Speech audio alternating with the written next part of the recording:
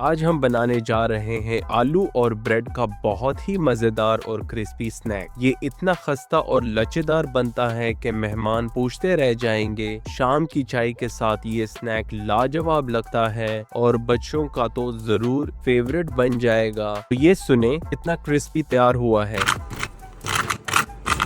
سب سے پہلے 3 عدد آلو لے کر انہیں چھوٹے پیسز میں کاٹ لیجئے۔ آلووں کو ایک ہی سائز میں کاٹیں تاکہ ابلنے میں آسانی ہو۔ اب ایک پتیلے میں آلو ڈالیں، اس میں حسب ضرورت پانی اور حسب ضرورت نمک یا آدھا کھانے کا چمچ نمک شامل کر کے انہیں 10 منٹ ابالنے کے لیے رکھ دیں۔ نمک اندر تک چلا جائے گا اور آلو بہت اچھا ٹیسٹ دیں گے۔ جب آلو اچھی طرح ابل جائے اور نرم ہو جائے تو 10 منٹ بعد انہیں پانی سے نکال کر ایک پلیٹ میں ٹھنڈا ہونے کے لیے رکھ دیں۔ اب 2 بریڈ سلائسز لیں اور انہیں پانی میں اچھی طرح سوک کر لیں، پھر ہاتھوں سے اچھے سے پریس کر کے ان کا سارا پانی نکال دیں۔ پانی بالکل نہیں رہنا چاہیے تاکہ مکسچر پتلا نہ ہو۔ اس کے بعد ان سوک بریڈ سلائسز کو نائف سے چھوٹے چھوٹے ٹکڑوں میں چاپ کر لیں۔ اسے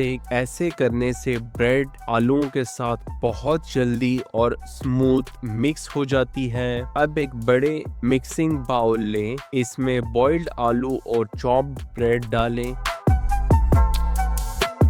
ساتھ ہی 1/3 بڑا چمچ نمک، 1/3 چمچ گارلک پاؤڈر، 1/3 چمچ چلی فلیکس، 1/4 چمچ کشمیری لال مرچ، 1/3 چمچ لال مرچ پاؤڈر شامل کریں اور اب پٹاٹو میشر کی مدد سے ان سب چیزوں کو اچھی طرح سے میش کر لیں تاکہ کوئی گٹلیاں نہ رہ جائیں اور سب مسالے آپس میں مکس ہو جائیں۔ گرم آلو آسانی سے میش ہو جاتے ہیں اور ہر مسالے کا اپنا ہی ایک بہترین ٹیسٹ آتا ہے۔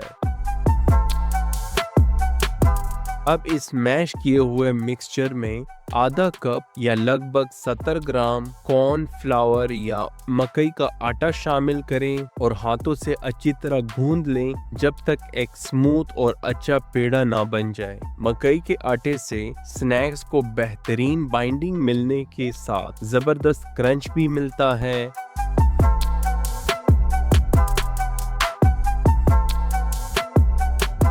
اب اس پیڑے کو کٹنگ بورڈ پر رکھیں اور ہاتھوں کی مدد سے پریس کرتے ہوئے فلیٹ اور سکوئر شیپ میں پھیلا لیں۔ دھیان رہے کہ ڈو ہر جگہ سے ایک جتنی ہی موٹی بنے۔ اب چوری کی مدد سے ڈو کو پہلے درمیان سے آدھا کاٹ لیں۔ چوری پر تھوڑا سا آئل لگا لیں تاکہ ڈو ساتھ نہ چپکے۔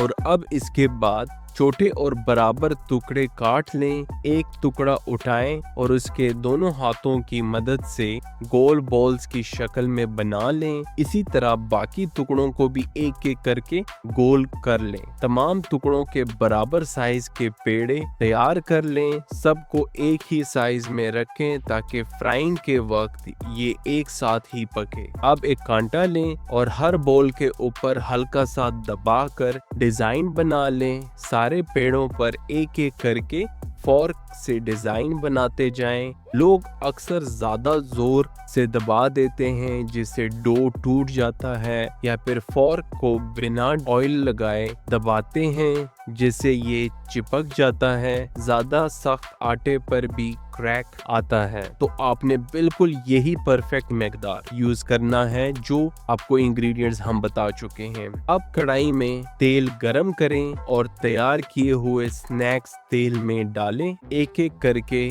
باقی تمام سنیکس کو بھی گرم تیل میں فرائی ہونے کے لیے ڈال دیں۔ تو سنیکس کو درمیانی آنچ پر پکنے دیں جب تک یہ فرائی ہونا شروع نہ ہو جائے۔ آنچ نہ زیادہ تیز ہو نہ زیادہ ہلکی، اور ڈالتے ہی انہیں مت چھیڑیں تاکہ ان کا شیپ نہ خراب ہو۔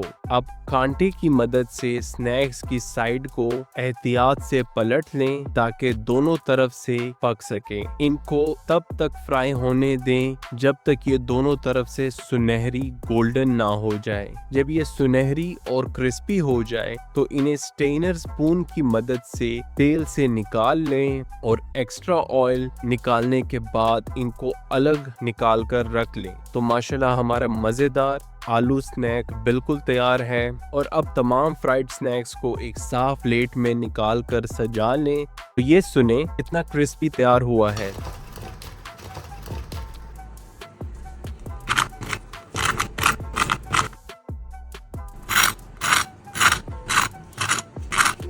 इन्हें टमाटो केचप या अपनी पसंदीदा किसी भी मीठी या खट्टी चटनी के साथ गर्मा गर्म पेश करें और चाय के साथ एंजॉय करें।